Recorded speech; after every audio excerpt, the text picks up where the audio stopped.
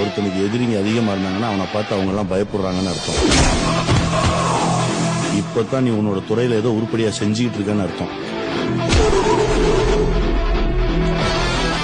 எதிரியே இல்லைன்னா வாழ்க்கையே போடுறா. இந்த எதிரிங்கெல்லாம் அவங்களா வருவாங்க, அவங்களாவே போயிடுவாங்க.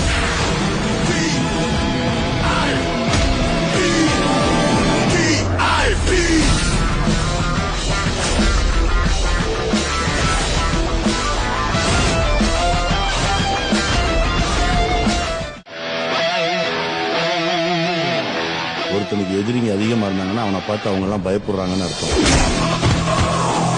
இப்பதான் நீ உன்னோட துறையில ஏதோ உருப்படியா செஞ்சுக்கிட்டு இருக்கன்னு அர்த்தம். எதிரியே இல்லைன்னா வாழ்க்கையே போடுறா. இந்த எதிரிங்கெல்லாம் அவங்களா வருவாங்க, அவங்களாவே போயிடுவாங்க.